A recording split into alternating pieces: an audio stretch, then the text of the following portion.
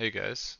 In honor of 4th of July, I wanted to do something a little bit different, and I wanted to go over a pot limit Omaha game, or hand, I should say, that I played last week, and I want to talk about it because it's not a hand that's going to be very complicated or like mind-blowing, but it's just a mistake I see Hold'em players make going into PLO, and I made a mistake. I made the mistake this hand, and I just wanted to show you where the mistake was and like how to think about why PLO is different and what and like thinking about it in a non-hold'em way.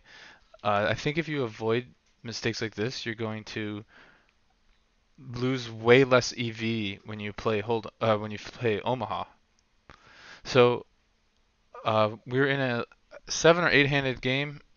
These games at Cleveland are pretty good. There's a lot of action, and I have 10-10, 7-7 double suited from in the second blind. So our game is played 5-5.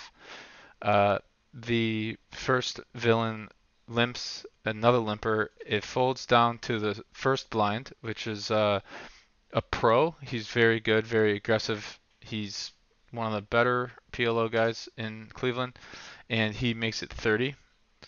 So he pots it basically, and I thought for a little bit about what to do with this hand, and I thought I would put it into my three betting range. I don't like these two guys behind me, and playing him heads up in position I think is a good idea, especially with a hand that is pretty playable. I'm not saying this is like a premium, but it's definitely a pretty good hand. I mean, you have you have two pairs, and you have two suits. When you're drawing to the non-nut suit, I think it's better when there's less people in the pot so that the nuts isn't there as often. So I do decide to three bet it, which I think is totally fine. And uh, both guys overcall. You will see this a lot, and the main villain calls.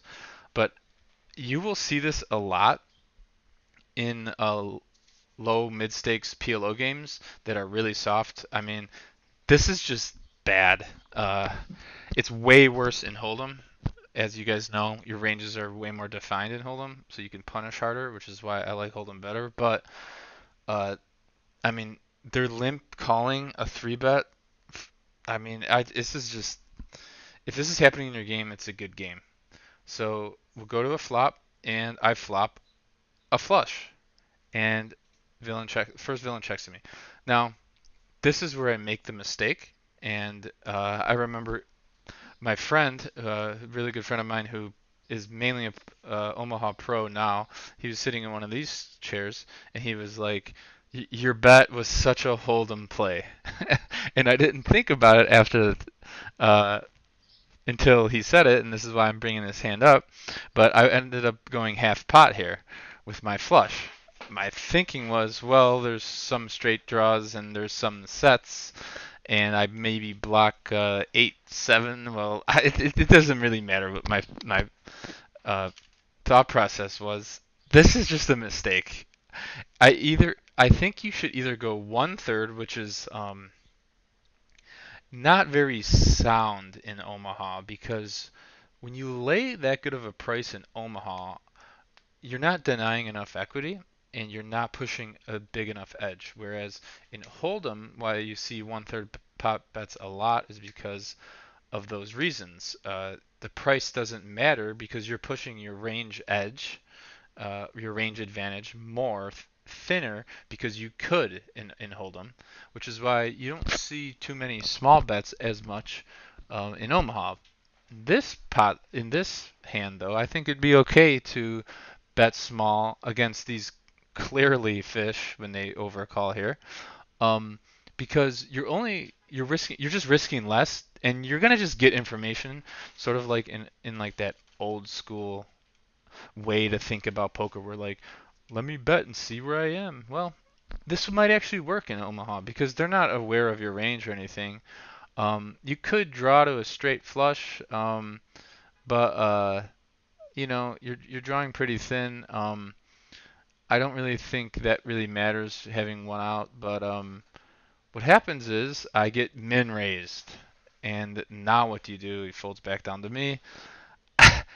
Honestly, man, guys, whomever, this is just the nuts. Like, there's no sets are raising here. Obviously, no two pairs are raising here. And no like 10 high. Oh, you have the 10 high flush, but no like 9 high flush, 8, 7 high flush, 6 high, 4 high, etc. Sorry, I keep saying cards are on the board, but you get the point. Like, this is just the nuts, and you are basically wasting $200. So you can to play this hand. Actually, I think it was a lower card because I remember the 6 of clubs would have been a nut flush. So I might have messed up the flop, but this it's the same idea. Um, Now you have to fold when you're getting this disgustingly good price because now you have to uh, call 100, 200 to win basically 1,000. So you're getting 5 to 1, but um, it doesn't matter. You need way more than that when there's only one card in the deck and there's 40 something cards that you can't see. So you need way better than 10 to 1. I mean, 5 to 1. You need closer to 10 to 1. And so I just like sort of looked at him. I said, "Hey, do you really have a flush?" And he smiled and laughed and he said, "Yes, I do." And he showed me the ace of clubs. So like, sometimes you could use speech play to your advantage, but the point, and I ended up folding, and he showed me ace queen of clubs. I didn't know, I didn't see his other two cards, so I just, for the sake of the hand, I just put deuce deuce. But he did have the ace queen of clubs. He did show me. I just wanted to make a quick random PLO hand, showing that, maybe bet check calling could be good. Uh, Reevaluate the turn. I wouldn't call a pot size bet. I would only call half pot or lower. Um, but I think you're betting half pot here in the 3 people is just too loose. Your 10, as my friend said to me, the 10 high flush is just not good enough here. Put this in your check calling range or maybe even your check folding range. A lot of fish will tell you with their hand or with their bet size how good their hand is, and if he pots it here, there's basically no bluffing. He has the king of clubs flush at the minimum. So just don't bet here and go for more of a pot control. That's the Omaha hand. I will probably do one Omaha hand every like 5 or 6 months or something, unless I get into a cool spot. But this is going to be the last hand I do for about another week or two. My next video I want to do, and part of the reason why I kept this to more of a simple video is that I'm gonna change things up with the channel. I'm gonna do an in-depth analysis on monotone boards in Hold'em and where your bluffs come from. And I'm going to go pretty deep into that using solvers and programs, programs. I'm also going to probably use my face cam because I've gotten feedback that a lot of people just want to see your face when you make videos. Simple as that. Because I do want to grow the channel a little bit. And then I might get some artists to do my thumbnails for my videos just to make it look more professional, etc. I do want to probably get a better replayer just to make it easier to see and better to replay.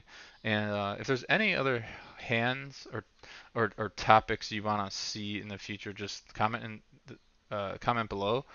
I want to, like I said, I want to make my next video on a very complex spot, which is finding bluffs in spots and boards like this, um, like non-typical bluffs or non-intuitive bluffs, unintuitive bluffs in mono boards where there's not much bluffing going on anyways, and what you should be looking for when you're looking to bluff there.